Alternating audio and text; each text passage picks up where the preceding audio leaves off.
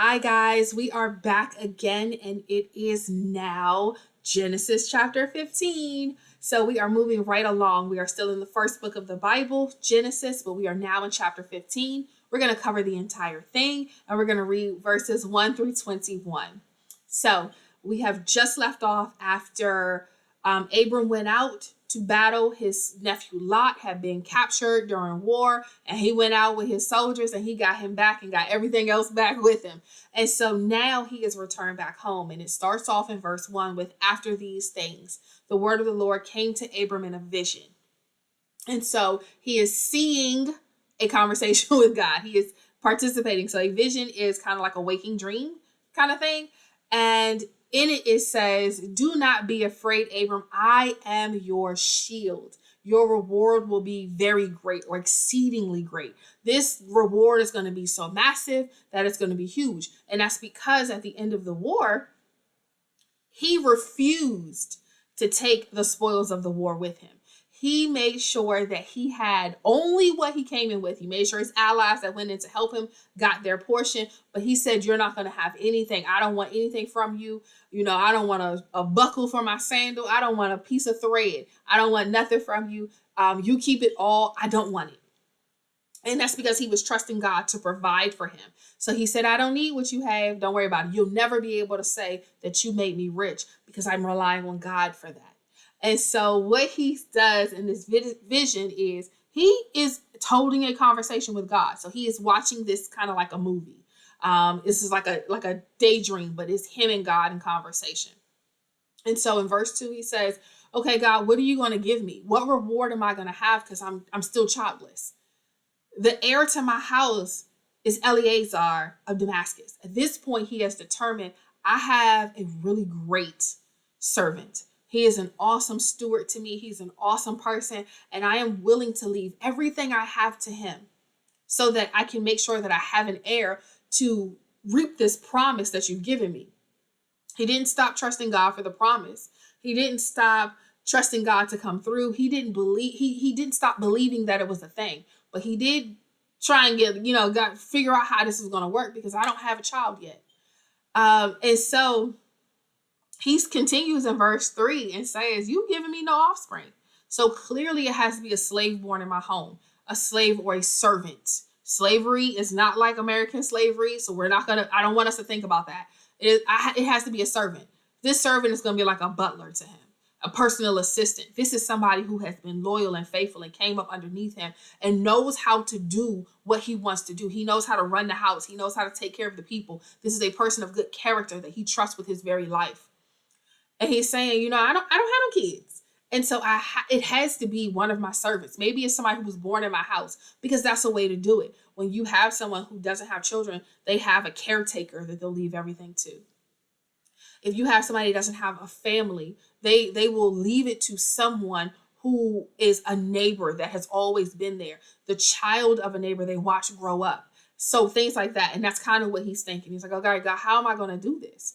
And God tells him in verse 4, "This man is not your heir. He's not going to get it. Stop trying to figure it out. Leave this thing alone. No one but your very own child. Your very own child is going to inherit this. It's going to be from you. This is a child that's going to be from you. It's going to be your own personal child that's going to come from your own body. It's going to be your baby." And so in verse 5, he again gives him the promise of a multitude of offspring. He said, "Look towards the heavens, look at the sky and count the stars. And if you are able to count them, that's how great your descendants are going to be. There's going to be so many people that come from you. They're going to be as numerous as the stars." I don't know. I've never really gotten past counting them. I counted the big bright ones, but there's so many stars. It's like dust in the sky. You can't see it. You can't number them. And it says in verse 6, he believed the Lord. He is still trusting God for an impossible promise. He is still trusting God for something that is now, it went from the dust of the earth to the stars in the skies. He has promised him a multitude of people, and this man still doesn't have children. But he did give him another piece to the puzzle. God does it when he wants to do it. He tells you the pieces that he feels like you need. This is proprietary information. He give you the plan, but it's redacted. It's blacked out in a whole lot of places. You're like, God, these words don't go together without these missing pieces. And every once in a while, he'll reveal a new piece to you. And here he revealed a new piece to Abram.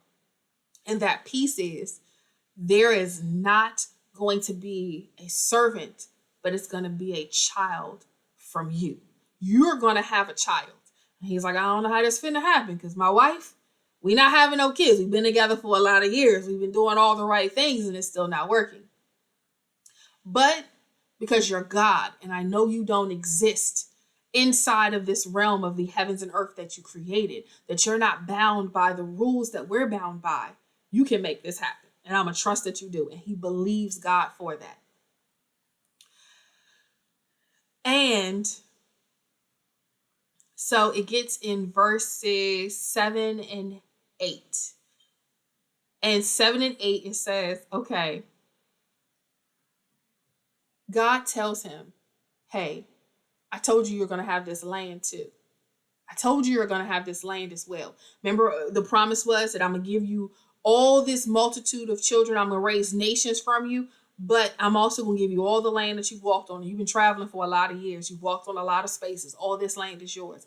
And so Abram asked God, how am I supposed to know that I'm going to get this? And God said, hey, bring me a heifer. Give me a cow that's 3 years old, and a female goat that's 3 years old, and a ram 3 years old, and a turtle dove and a young pigeon. Bring me these animals that I request, and we're going to cut them up, and we're going to create a sacrifice. Now, he does all the stuff. He cuts it the way he's instructed. He stacks it up. He does not cut the birds, but he does what he's supposed to do.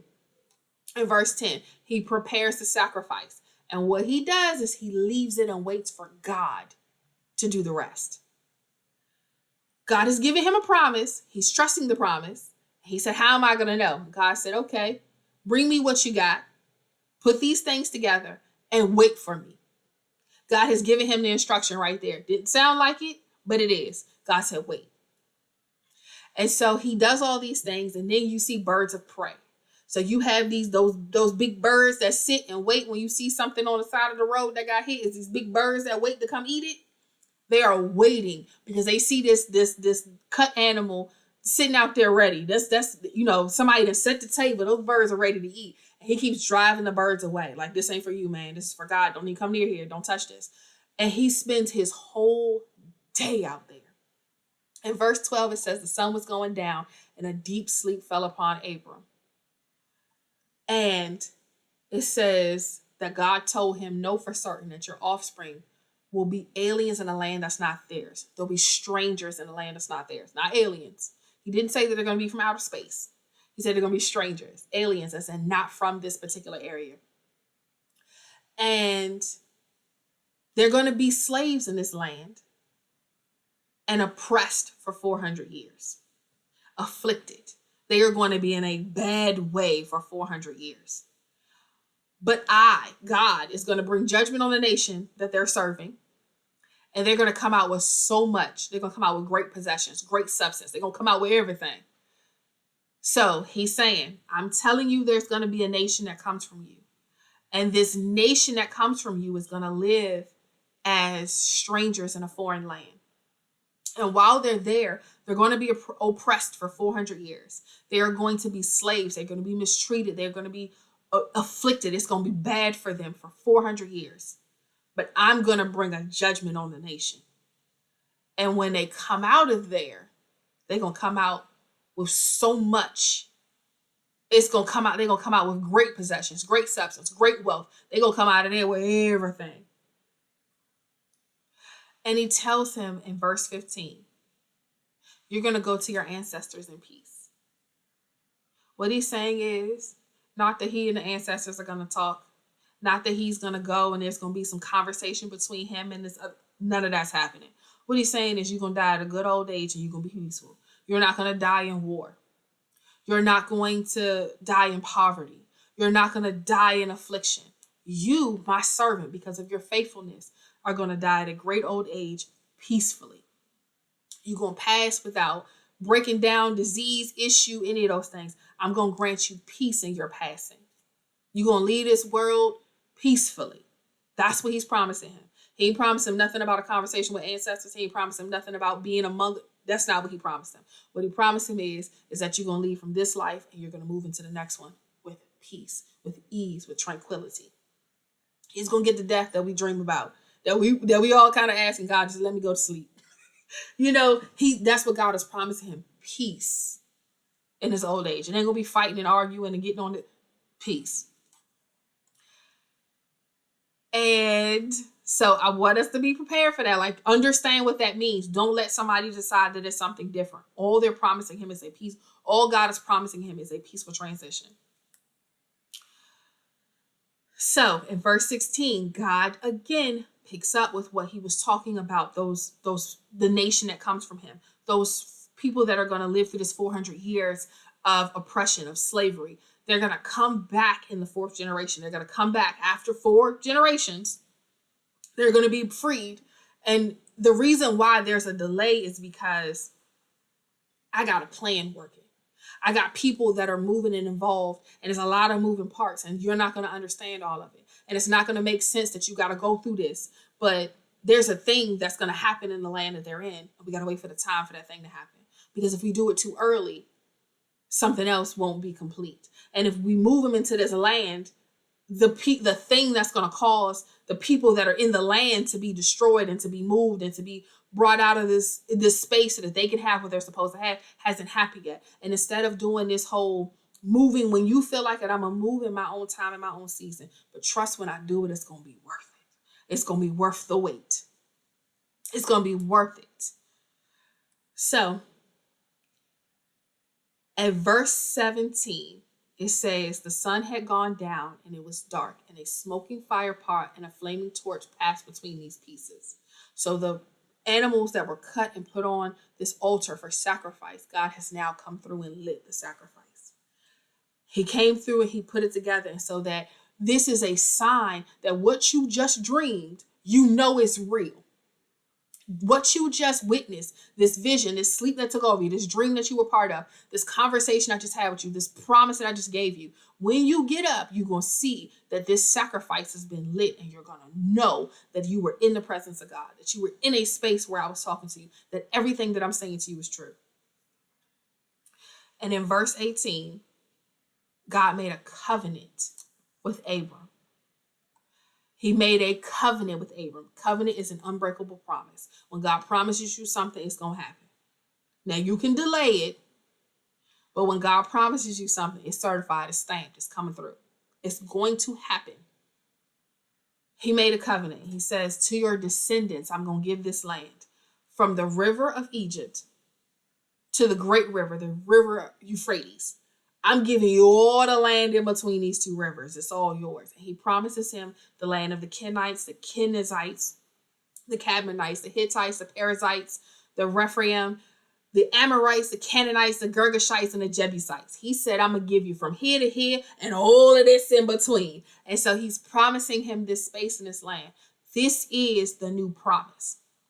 So to recap, because it was a lot of words in there, to recap, what we're seeing is after Abram has returned back home from this battle where he rescues Lot, God talks to him. He gives him a vision. He has this open dream, this vision where he can see and hold a conversation with God.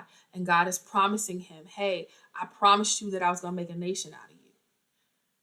Everything that you left behind, I'm going to make your wealth and your value greater. I'm going to give you, he said, I want you to look up at the sky. I'm going to give you so many descendants. It's going to be like the number of stars. You can't number them, and you won't be able to number your descendants.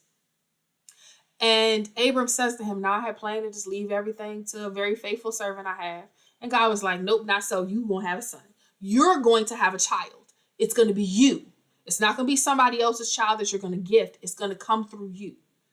And so God has reaffirmed this promise. He again says, hey, this land that you're walking on, I'm giving it to you. I'm giving it to you. And so he says, look, how am I supposed to do this? How am I supposed to get this land? It's just me. How am I going to take this land from these people? Like, you're not giving me enough instructions, God. You're not saying enough. And God says, look, go ahead and build this sacrifice for me. This is what I want. Put it together and leave it the way it is. And when he does, he sits all day long waiting. And he waits for God to move and waits and waits and waits. And he has to scare off animals from coming and touching the sacrifice so it can remain holy for God. He keeps going, and he waits. And at sundown, he falls into a deep sleep. And in this deep sleep, God tells him, I'm going to give you a great nation, but this great nation is going to suffer for 400 years in slavery in a foreign land. They are going to be strangers where they go. And after that time, they're going to come out, but they're going to come out with so much, and they're going to come into so much that they're going to earn. They're going to move into lands. And it doesn't say here, but it's coming. They're going to move into these lands where these other people have lived. They're going to drive out the people who were there, and they're going to move into cities that they didn't have to build. They're going to have fields they didn't have to plant, and they are going to have these things. And what I need for you to do is just trust me. And what God does is he lights the sacrifice. He promises him the land. He promises him the people. He promises him that it's going to come through him. And then he marks what he says. Here go the boundaries of the lands I'm going to give you. And that is what God promises. When he gives you a promise, even if you have to wait. Abram has waited so long for this. He has waited for this child to a point where he's like, you know what, God, I know you're going to do it. I just don't know how. So here's a possible idea. He's already given suggestions to God, but he never stopped believing. So if God makes you a promise, don't stop believing and wait on him. Even if it takes years, because it has taken Abram years to get this promise. And it's still cryptic. God is like, it's going to come through you. He's like, well, how? Because my wife can't have kids. And God is like, this is the land I'm going to give you. He doesn't even answer everything. He doesn't give him all the pieces. So when you don't have all the pieces, still trust.